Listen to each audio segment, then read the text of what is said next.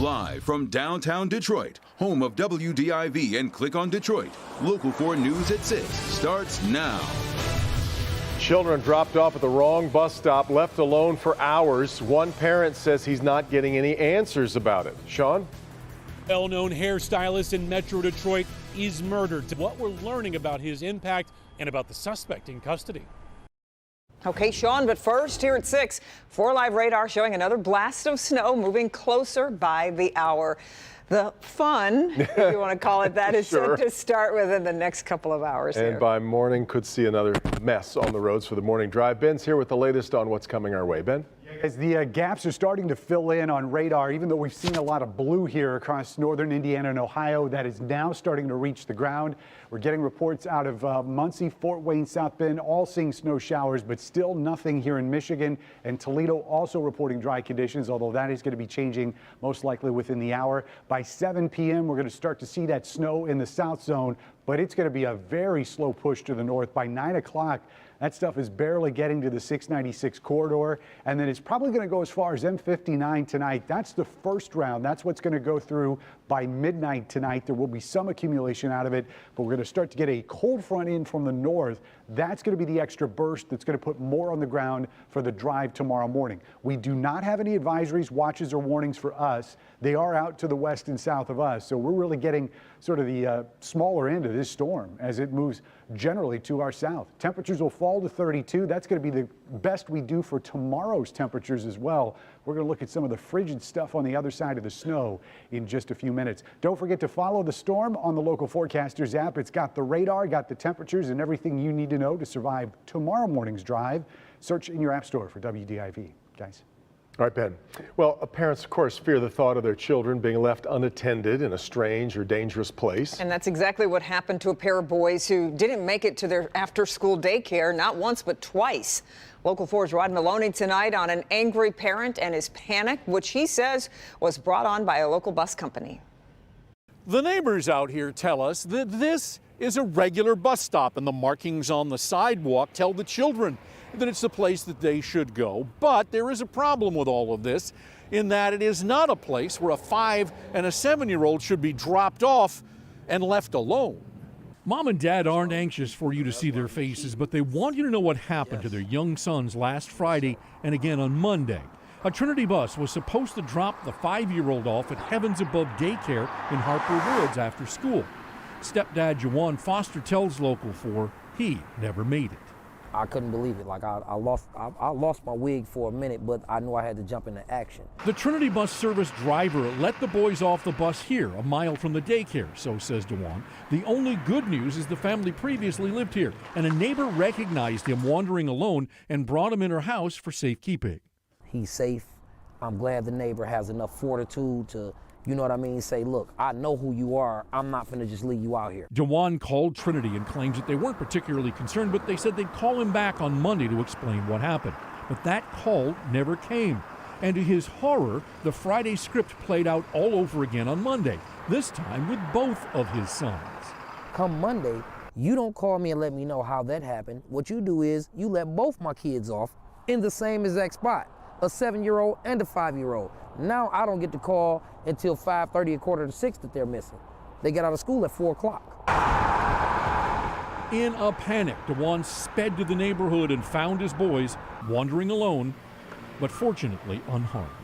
I know what I'm going to do. The only thing that's in my power is never let my children on Trinity anything,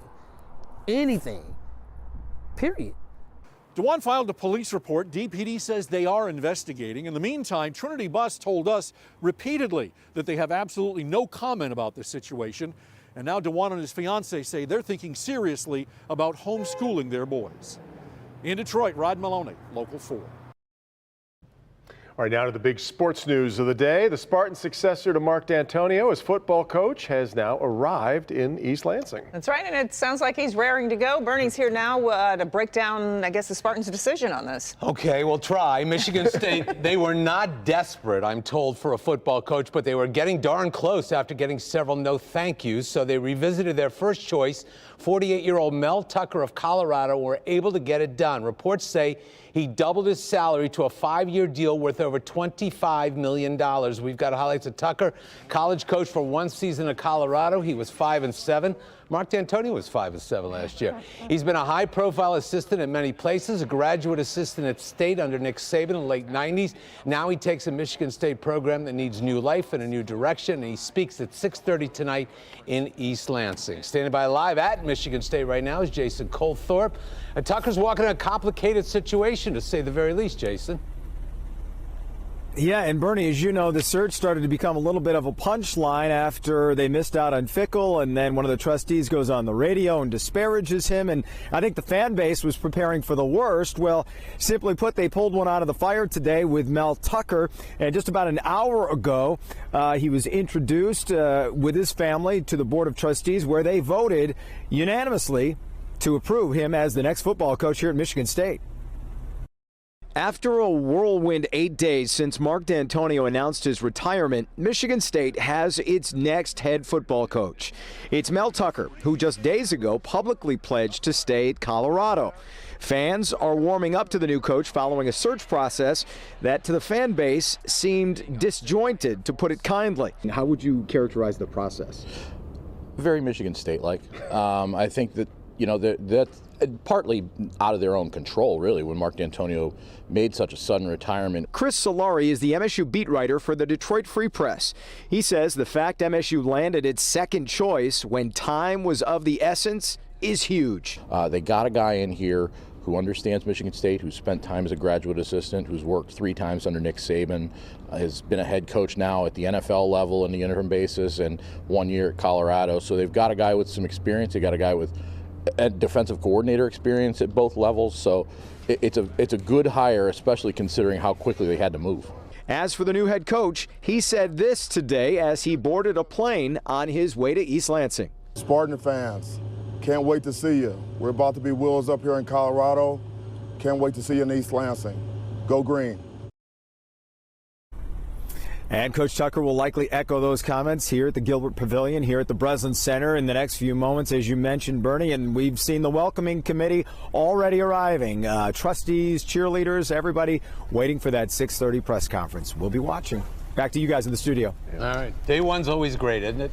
And they bring anybody in. Good start, yes. The best. Always. Am I silly to think about Colorado now without a coach on February 12th? The recruits who said they were going to go play for him there. Because he tweeted he was going to stay. Yeah. Well, welcome to college football in That's how it 2020. is. Isn't that the truth? Yep. All right, more sports from Bernie coming up a little bit later on. Other news at this hour, a Detroit man convicted of drunk driving. Police say showed up to a substance abuse assessment under the influence. When DeAndre Hill showed up to St. Clair Shores District Court Monday, police detected a strong odor of alcohol. Hill denied driving to the courthouse, but video showed him arriving and getting out of the driver's side door. Hill's blood alcohol tested above the legal limit, so he's now facing a new drunk driving charge. Detroit police have someone in custody in connection with the killing of a well-known local hairstylist. Bashar Kalabat was found dead last night in a room at the JZ Motel near 8 Mile and Gratiot. Sean Lay is live to update us on the investigation, but also, Sean, you've been speaking to someone who knew him very well. We spoke to a lot of people today that knew Bashar very, very well. His death sending shockwaves through the Metro Detroit, especially hairstylist community. We also were in touch with his family, who said Bashar Kalabat was planning to open a new salon very soon with a partner. We spoke to that partner just a short time ago. She was out of the country when she says she received a phone call early this morning that she still can't believe. Ronald, we just decided to chop all the curls off because they're impossible. This is hairdresser Bashar Kalabat appearing on Live in the D back in 2017. His family tells us tonight he had plans to open a new salon, and Shannon Newman was part of those plans. I'm so sorry, you guys. It's very emotional right now.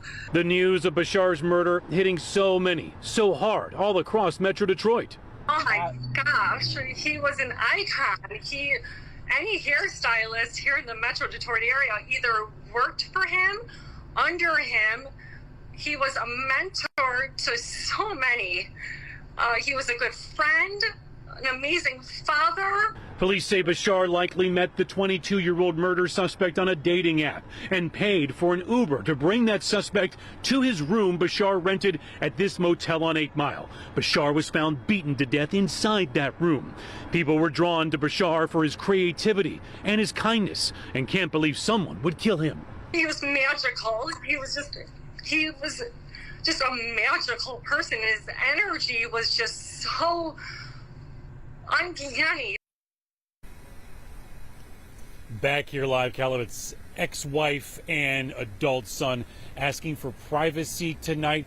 Police say a 22 to 24-year-old is in custody right now. Police will not confirm tonight, Kimberly, whether or not this was kind of a setup for a robbery attempt. Back to you. Yeah, certainly more to come on this story as more is unveiled as far as what happened. Okay, Sean, we appreciate it.